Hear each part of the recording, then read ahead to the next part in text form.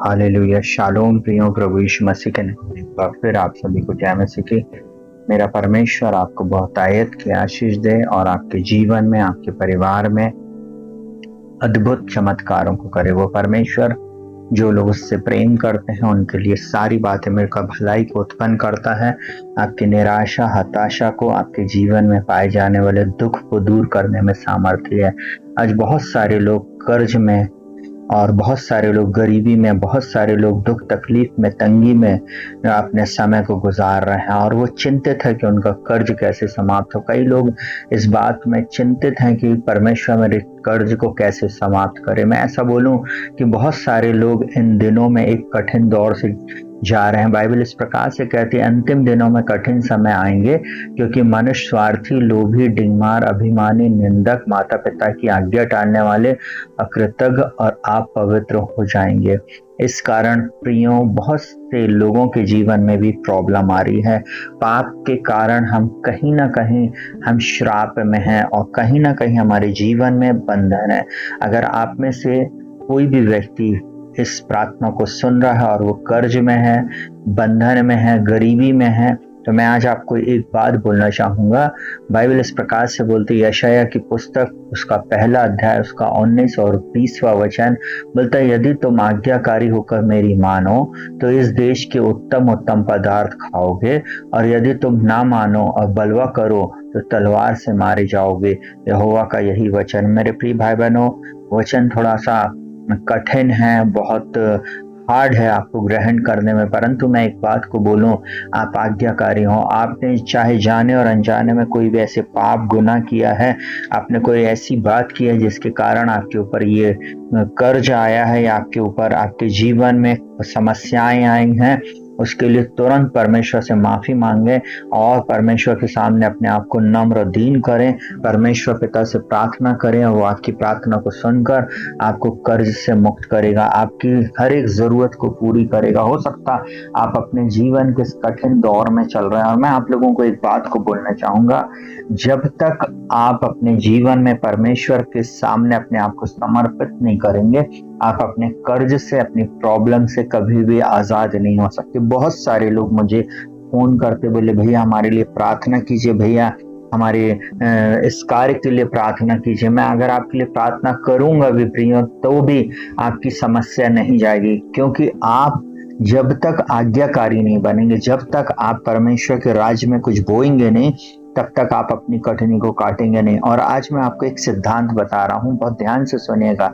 Bible इस प्रकार से बोलती है, पहला कुरिन्थियों उसके 9वें अध्याय में और दूसरा कुरिन्थियों उसके भी 9वें अध्याय में इस बात को बोलती है, मनुष्य जो कुछ बोता है वही काटेगा। जैसा मनुष्य अपने मन में ठाने और वैसे ही वो बीज को बोए, वैसे ही वो भेंट को दे। आज मैं आप लोगों को इस बात को बोलूंगा कि आप में से जितने लोग इस प्रार्थना को सुन रहे हैं, आप कुछ ना कुछ बीज अपने छुटकारे के लिए, अपनी श्राप से, अपने बंधन से छुटकारे के लिए आप हमारी सेवकाई में बो सकते हैं।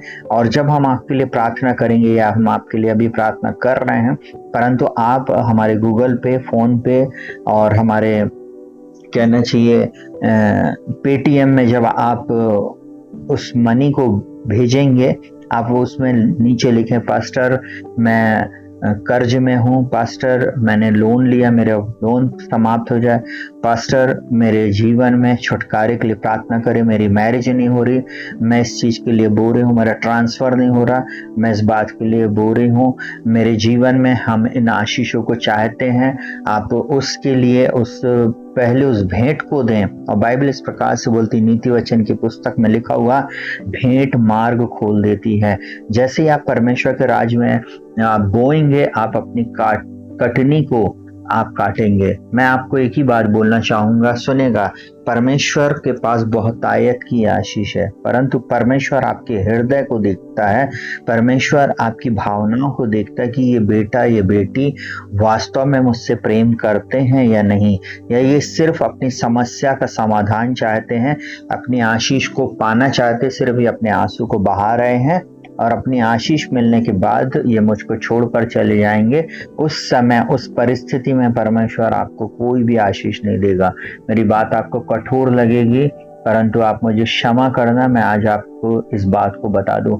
बहुत सारे लोग अपने जीवन में हमेशा गरीबी में रहते हैं या कमी घटी में रहते हैं। उसका कारण है कि उन लोगों के अंदर में कर्ज लेने की आत्मा है। कर्ज लेते रहते, बार बार इधर से उधारी मांग, उधर से उधारी मांग, और वे बार बार कर्ज में फंसते हैं। फिर वे दुखी होते हैं, रोते हैं और इसके उसके सामने अपने हाथ को फैलाते हैं। बाइबल एक ही बात बोलती है, यदि तुम आज्ञाकारी होकर मेरी मानो तो इस देश के उत्तम उत्तम पदार्थ खाओगे, और यदि तुम ना मानो और बलवा करो तो तलवार से मारे जाओगे। यहोवा का यही वचन। और मैं आपको एक ही बात बोलूं, आज के वचन की एक ही शिक्षा है कि आप आज्ञाकारी हों, और इस समय आपके पास जो कुछ भी है, जो भी है, वो परमेश्वर आपका देख रहा है। आप अपनी बढ़ती में से, आप अपनी घटी में से, आप अपनी कमी में से, आप जो बोएंगे आप अपनी कटनी को काटेंगे। परमेश्वर इस वचन के अनुसार आपको आशीष दे। मैं आप लोगों के लिए दिल से इस समय प्रार्थना करता हूं कि परमेश्वर आपको कर्जों से मुक्त करे, दुष्शक्तियों के प्रभाव से मुक्त करे, गरीबी से मुक्त करे। आप जो बीमारी के बिछौने में और आपका पैसा जो बीमारी में जा रहा है, वो परमेश्वर आपको छुटकारा दे और आपको पूर्ण रीति से चंगाई दे, और आप किसी भी रीति से शत्रु की बंधुआई में ना पाए जाए। आइए अपनी आंखों को बंद करें।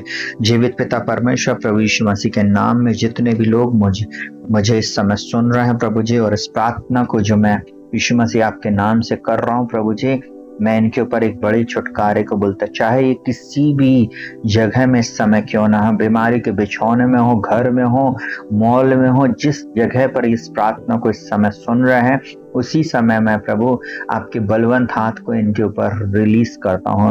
हर बंधन टूट जाए, श्राप टूट जाए, बीमारियां चली जाए, इनके ऊपर से शत्रु की छिपी चालें नष्ट हो जाए प्रभु जी। इनको प्रभु जी बंधुआई से छुटकारा दे। मैं प्रार्थना करता हूँ प्रभु जी, इनके कर्ज समाप्त हो जाए, गरीबी चली जाए। मैं यीशु मसीह के नाम में प्रार्थना करता हूँ प्रभु जी, कर्ज लेने की आत्मा और प्रभु जी वो दुष्ट आत्मा जिनको बार बार कर्ज में बांध रही है, यीशु मसीह के नाम में इनको छोड़कर चली जाए।